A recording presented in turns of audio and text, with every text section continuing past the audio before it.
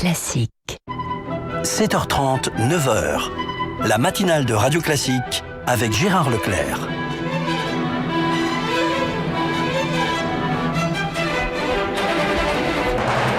L'invité politique sur Radio Classique et LCI. Et comme tous les matins, nous retrouvons nos amis de LCI pour l'invité politique. Aujourd'hui, Alain Minc, bonjour. Bonjour. Pour donc votre livre « Un Français de tant de souches » chez Grasset. C'est un essai, un livre personnel qui résonne bien évidemment particulièrement dans le débat actuel autour de l'identité française, après la polémique suscitée par Nadine Morano. L'identité française, dites-vous, ça allait de soi pendant longtemps. Aujourd'hui, c'est difficile à définir. Pourquoi ? Je crois que vous faites beaucoup d'honneur à Nadine Morano. Ce débat était parti depuis bien longtemps, je l'ai dit, oui, et porté par des voix très significatives dans le monde intellectuel. En effet, pour quelqu'un comme moi, dont les parents sont des juifs immigrés arrivés en 1931, et qui suis vraiment un produit absolu de l'assimilation, c'était une question que je me serais jamais posée il y a 15 ans. Et puis là, quand je vois ça, je suis amené, comme tout le monde, à m'interroger sur ma propre identité française. Et c'est un exercice d'ailleurs tout à fait intéressant d'introspection. Je recommencerai pas, j'ai baissé la fermeture éclair une fois, je la remonte maintenant. Oui, c'est un livre personnel. Ce que je me dis surtout, c'est que dans la société française d'aujourd'hui, l'assimilation telle que celle que j'ai connue n'est plus possible. Ou sauf pour de très très très rares cas. En revanche, je pense qu'une intégration décemment réussie est possible, mais que nous sommes face à un problème majeur. C'est-à-dire qu'il y a des pans de la population française qui ne sont pas seulement liés au fait d'appartenir à la communauté beurre ou d'être black, mais aussi simplement d'être marginalisés socialement, qui n'ont pas les perspectives de promotion sociale qui pouvaient exister, qui faisaient fonctionner ce pays. Il faut quand même se dire qu'aujourd'hui, à l'école polytechnique, il y a 3 fois moins de fils d'ouvriers et d'employés qu'il y a 30 ans. On ne peut pas dire que le modèle égalitaire est réussi. Vous y consacrez un chapitre à ces grandes écoles. Vous dites le mythe de la société unie, égalitaire, avec l'ascenseur social, avec la croissance, eh bien tout ça c'est révolu. Et aujourd'hui, on a une société qui est émiettée, qui est cabossée, dites-vous. Oui, elle est cabossée, et donc je pense qu'il faut remettre, c'est fondamental, l'ascenseur social en marche. Et puis, il y a tout de même un point que personne aujourd'hui ne soulève quand on entend tous ces fantasmes sur les flots d'immigrés qui arrivent. On ne remplira pas notre quota de 24 000 Syriens. On ne le remplira pas. Pourquoi ? Parce qu'ils ne veulent pas venir. Pourquoi ne veulent-ils pas venir ? C'est d'ailleurs une honte pour la France qu'au moment où l'Allemagne accueille au minimum 1 million de réfugiés, que les réfugiés prennent la route de Berlin et pas celle de Paris, on devrait se demander pourquoi. Parce qu'au lieu de rêver nos avantages sociaux, comme le dit le Front National et parfois des gens de droite qui ne sont pas au Front National, les gens veulent du boulot. Et que la société française aujourd'hui ne leur donne ni boulot, ni respect. Et donc je pense qu'il faudrait plutôt s'interroger là-dessus, voir l'image que nous donnons à l'extérieur et qui est une image qui n'est pas conforme à notre passé et à notre tradition.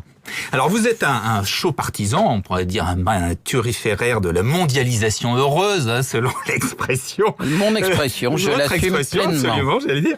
Contre donc cela face à la frilosité, vous êtes plus démocrate, dites-vous, que républicain. Démocrate que républicain, je suis très républicain, mais au sens idéologique du terme. Voilà. Les républicains, c'est-à-dire la toute-puissance de l'État. Et bien évidemment, vous contestez tout ce qu'on appelle, entre guillemets, l'autre politique. Comment expliquez-vous qu'il y ait ce rejet, notamment en France, de la mondialisation, qui est cette montée des populismes, qui se fait largement aussi contre la mondialisation ? Le problème, c'est qu'on ne dit pas aux Français les choses. Beaucoup de ceux qui sont contre la mondialisation sont d'heureux bénéficiaires, sans le savoir, de la mondialisation le samedi après-midi quand ils font leurs courses chez Carrefour. En réalité, de ce point de vue, il y a une passivité des élites, mais aussi et d'abord de la classe politique, qui a si longtemps joué sur le thème « Bruxelles l'épouvantail », au lieu de dire la vérité. L'Europe nous protège. L'Europe nous protège, je vais vous en donner... D'abord, nous devrions être fiers de l'Europe. Les valeurs de l'Europe sont aujourd'hui, en termes de liberté, bien plus développées que les valeurs américaines. L'Europe nous protège parce que l'euro nous a protégés pour éviter que la crise de 2009 ne se transforme dans une dépression beaucoup plus profonde. L'Europe aujourd'hui, face au risque d'impérialisme des Google et autres, nous protège parce que la Commission de Bruxelles, si vilipendée, est la seule institution mondiale qui ose s'opposer à Google, alors que le gouvernement américain est en réalité l'agent commercial de Google. L'Europe nous protège et devrait nous protéger davantage en fixant, et on y arrivera quand même grâce au fait que Mme Merkel a intelligemment ouvert la boîte de Pandore, un système de règles d'immigration européenne. Alors l'autre politique, c'est quoi ?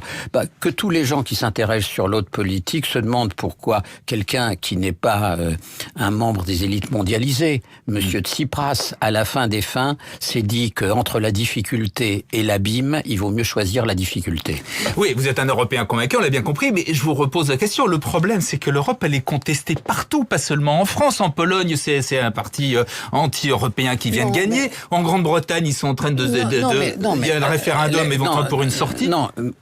Il faut proportionner les choses. Oui, l'Europe est bien plus contestée qu'elle ne l'était. Avant, les anti-européens, c'était 20 ou 30%. Aujourd'hui, ils sont plus importants.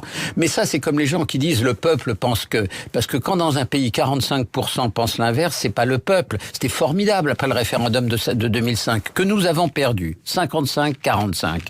Le peuple a gagné à 55. Alors nous, les 45, c'était quoi ? Il y avait 45% de membres des élites mondialisées, comme disaient les adversaires du traité constitutionnel. Ça voudrait dire que les élites sont très démocratiques. Donc il y a en effet une bataille d'opinion à mener. C'est vrai que la société française, avec sa relation difficile au capitalisme, avec sa relation difficile à l'argent, avec son mythe de l'État tout-puissant, est plus sensible aux sirènes, en effet, de cette contestation. C'est vrai, mais c'est pour ça qu'il faut s'arc-bouter contre cela. Alors, vous avancez vos solutions, notamment en matière économique. Vous êtes contre les 35 heures, vous contestez aussi la hausse du SMIC qu'il y a pu avoir sous le quinquennat précédent. Vous êtes pour augmenter la TVA, pour reculer l'âge de la retraite, pour libéralisation, pour une politique libérale du logement, pour la suppression de l'ISF. Quelque part, c'est les salariés qui vont trinquer.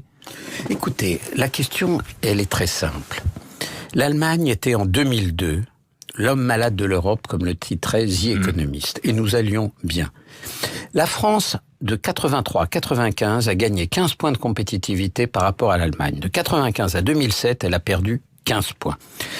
Les Allemands ont fait des réformes. Est-ce qu'on peut dire aujourd'hui que le modèle allemand est un échec? Sinon, tous ces réfugiés iraient en Allemagne. Le modèle allemand, au prix de quelques modifications secondaires de l'État-providence, a réussi à retomber sur ses pieds. Ce qu'il y a à faire est assez simple. Alors, vous l'avez dit, pour dire les choses de manière plus précise et donc moins polémique. Qu'est-ce que je dis? Chacun a sa boîte à outils. La mienne, elle est limpide. Ce serait, on augmente la TVA de 1% par an pendant 5 ans. Et 1%, personne s'en aperçoit parce que c'est absorbé. On en a l'expérience quand même. Non, quand il n'y a pas d'inflation. Non, parce que c'est absorbé par les marges des entreprises dans un premier temps. Et d'ailleurs, la hausse de la TVA qu'a faite à la fin François Hollande, après avoir eu tort de supprimer celle de Nicolas Sarkozy, s'est passé sans effet sur l'indice des prix. Vous mettez cet argent dans une cagnotte et vous partagez cette cagnotte pour baisser les charges entre 2 tiers pour les charges patronales, 1 tiers pour les charges salariales. Pour l'âge de la retraite, vous faites une chose très simple qui existe déjà pour la durée de cotisation. Vous liez l'âge de départ en retraite à l'augmentation de l'espérance de vie. Et c'est déjà le cas pour les cotisations.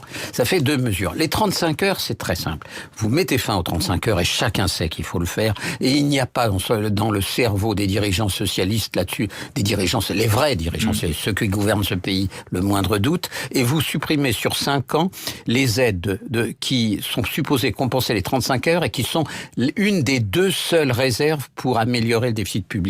Et enfin, le seul endroit, je crois, où on a besoin d'une politique un peu thatchérienne, car je suis loin d'être thatchérien, c'est le logement. Car là, notre faillite est totale. Non, mais notre faillite est totale. Nous avons le pays le plus large territorialement d'Europe et le foncier y est le plus cher. Expliquez-moi l'Europe, l'erreur. Nous avons 40 milliards de subventions et on arrive à avoir un nombre de constructions de logements minime. De ce point de vue, Madame Duflot, qui fait des leçons de morale à la terre entière, a probablement coûté par sa loi absurde en baisse d'emploi au monde qu'elle est supposée défendre beaucoup en termes de pouvoir d'achat et de travail. Bon, voilà, c'est pas le bout du monde. On n'est pas en train de mettre à bas les fondements de la sécurité sociale et les principes du Conseil national de la résistance. Alors, il faut savoir raison garder.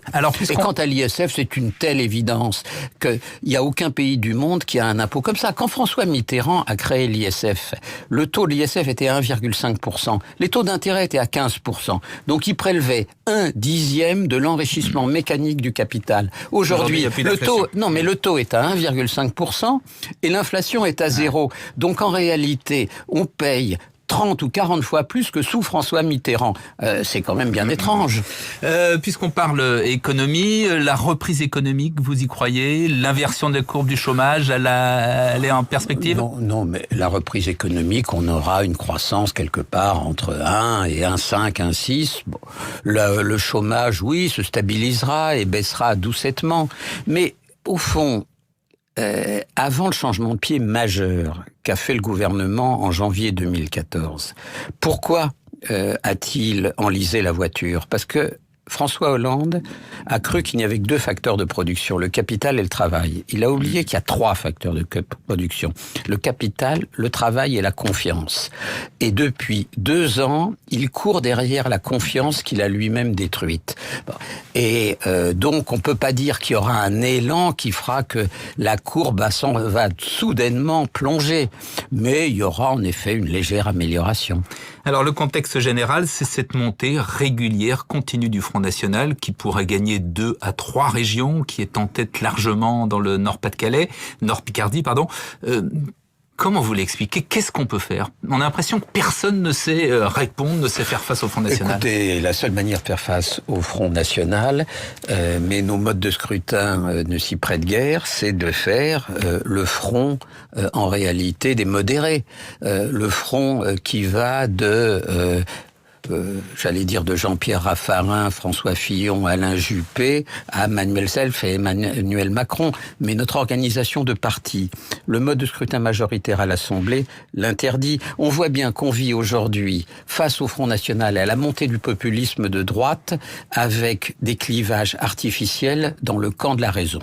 Bon, après, il y a une vraie question qui est, pour moi, très ouverte. Est-ce qu'après 2017, pour accéder au pouvoir, Madame Le Pen acceptera ou non l'euro? On ne peut pas l'exclure.